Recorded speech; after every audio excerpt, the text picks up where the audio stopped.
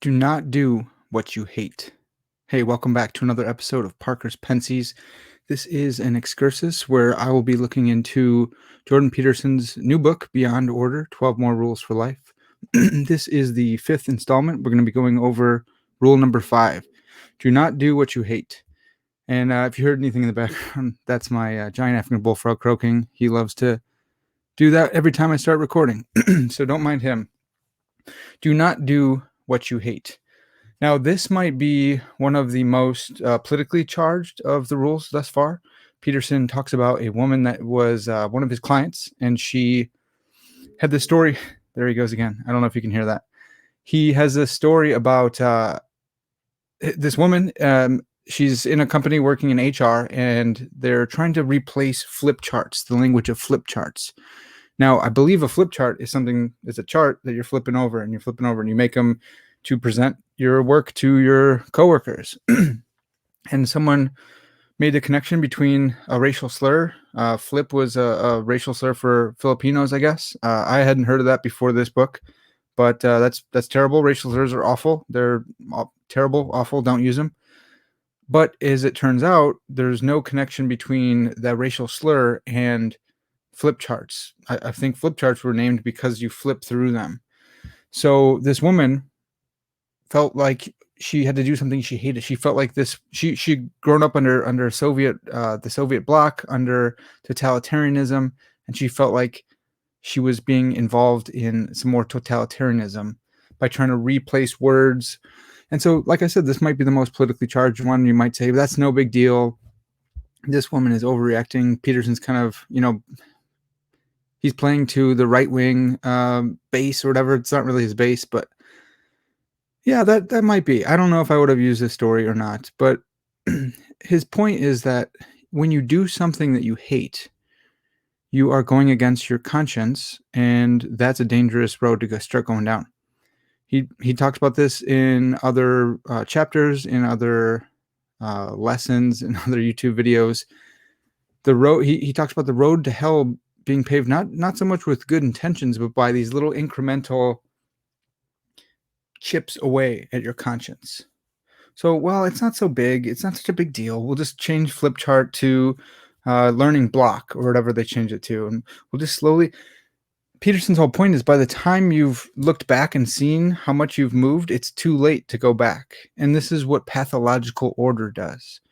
The totalitarian side of the brain that gets instantiated out in culture when it becomes stagnant, when it stagnates and does not, it no longer incorporates chaos into itself. There's no hero riding the razor's edge between order and chaos, creating new order out of chaos, exploring new territory. And so when you become stagnant, totalitarianism kicks in. We don't change what we've always done. And so, yeah, it's a little bit interesting because they are changing something, right? They're not conserving the language of the past. They are changing things. And it's kind of like the lefty bent to change words right now. Though, maybe Peterson's making the point that the Russians under the Soviet bloc, they changed words. And think back to Orwell and making up new words in order to change the way that people thought. Because if you can't use a word, if the word doesn't exist, you can't think of that concept anymore. That's kind of the philosophy behind the totalitarianism that wants to control your mind. So Peterson says, don't do what you hate for the sake of us, not just for the sake of you. But he talks about us being more connected than we realize and more connected than we want to acknowledge. That when you do something that harms your conscience, it might end up harming me because maybe I needed you to resist in order to establish or help establish or secure my freedoms. And so by you going against your conscience bit by bit, it might be harming me. It might be harming your family. It might be harming the whole society as a whole. So Peterson says, when we are called upon to do things that we find hateful and stupid, we are simultaneously forced to act contrary to the structure of values, motivating us to move forward stalwartly and protecting us from disillusion into confusion and terror.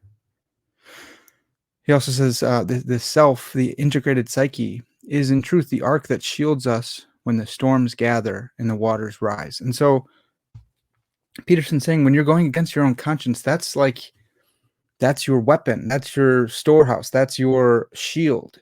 And so you're weakening your shield by continually chipping away at it from the inside. Yes, there's outside pressure for you to do things that you hate, to do little stupid things, meaningful things, things that you find hateful.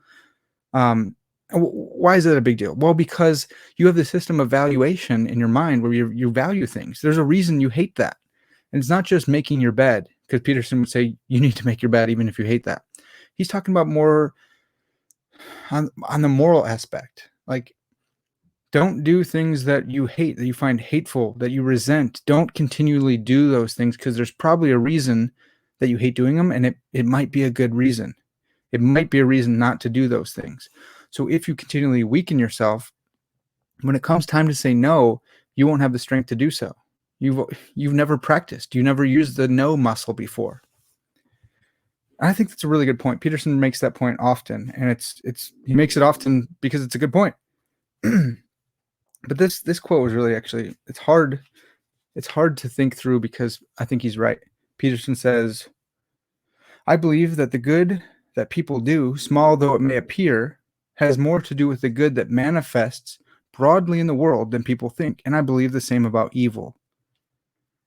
So the good that people do is not so located in one single area. It spreads, and so does the evil. Peterson continues, we are more responsible for the state of the world than we believe, or would feel comfortable believing.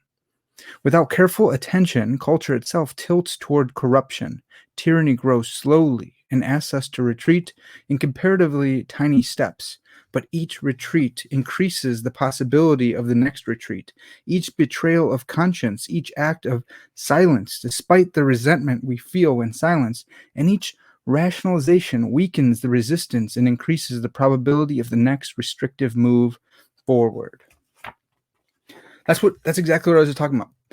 You have not grown the muscles you need to say no.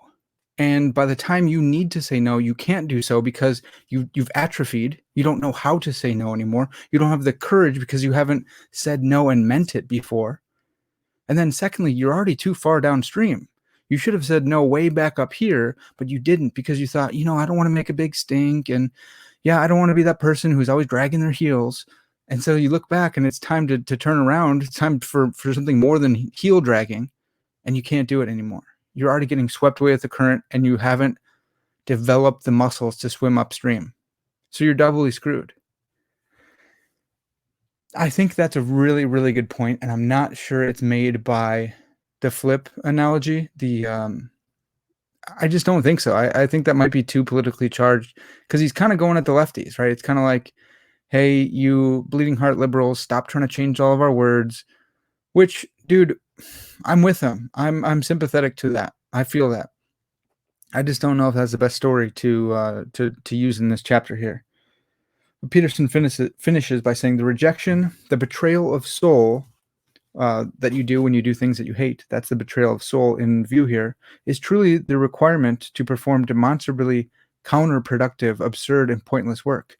To treat others unjustly and to lie about it, to engage in deceit, to betray your future self, to put up with unnecessary torture and abuse, and to silently watch others suffer the same treatment, that rejection is the turning of a blind eye. The agreement to say and do things that betray your deepest values and make you a cheat at your own game.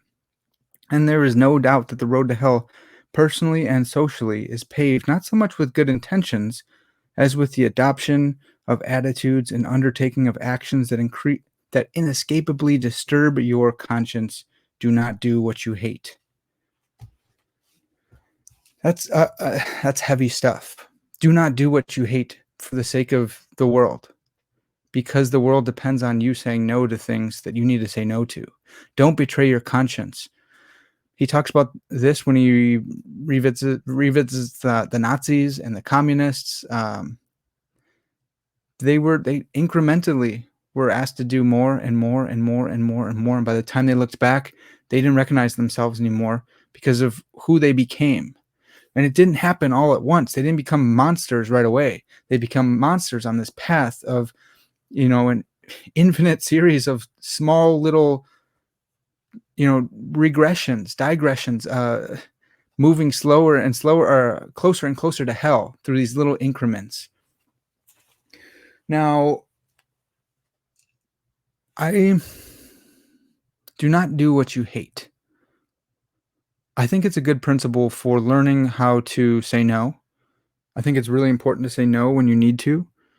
I think that knowing when to say no is much harder than this rule lets on. Like, how do I know that whatever I hate, whatever I have in view here that I hate, is something that I ought to say no to, or that I ought to say yes to? Like making your bed. I hate it. I actually do. I hate making my bed. I don't want to do it. But Peterson insists that I make my bed. I need to make order out of chaos here. So is our conscience our guide then? Our conscience, we say, it might be morally right to make my bed because I should be looking out for my future self. And I'm a spouse, so I have a wife, and our relationship would go better if I were to make the bed continually. Like it genuinely does. I don't know why she wants me to make the bed so bad, but it does. It goes better when I make the bed. So do we have this internal valuation system, the system of evaluating what we ought and ought not hate, or can we be more confused than that? That's what I'm kind of wrestling with right now with this rule. I agree that we should not go against our conscience. This is a point that Christians make all the time. Martin Luther is attributed with saying, "Here I stand, I can do no other." My conscience is going against the conscience is a dangerous thing. I'm held captive to the word of Scripture and to my conscience. I can do no other. That's huge. That's absolutely right. But my conscience is bound by Scripture.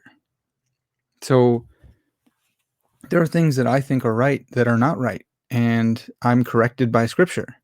And there's things that obviously I know because I'm made in God's image, and because my conscience hasn't been completely marred up and scarred with scar tissue. I can still intuit, and I can still reason about morality, about practical reason.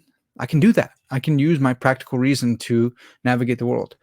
But I've been wrong about stuff, and I want to lie to myself and hide things. And so I'm not I'm not sure it's so easy to follow this principle. Do not do things that you hate, because you might hate things that are good that you should do even though you hate them, because you haven't been trained to love them. You haven't made yourself love them because as one of my mentors says, you have like a scoliosis in your soul. Your heart has scoliosis. It doesn't match up to the plumb line of reality, and you need to be adjusted to reality. So I want to hear from you guys. If you guys have read this chapter, if you've thought about it, is it maybe more straightforward than I'm thinking? Is it easier? Does Peterson have an answer, which I just totally missed, on how to evaluate what things you hate for real and what things you hate but are actually good? I don't know. Maybe I'm totally missing something. So let me know in the comment section. If you have liked this at all, then check out my other episodes 1 through 4, and we'll be going all the way through all 12 rules. So 12 episodes for 12 rules. This is Parker's Pensées. If you guys like philosophy, theology, nature, and life, if you like conversations with experts about their work, then come subscribe to my channel and check it out. If you like Peterson stuff, come subscribe, because I'm going to be doing a lot more of that. So this has been Parker's Pensées, and as always, all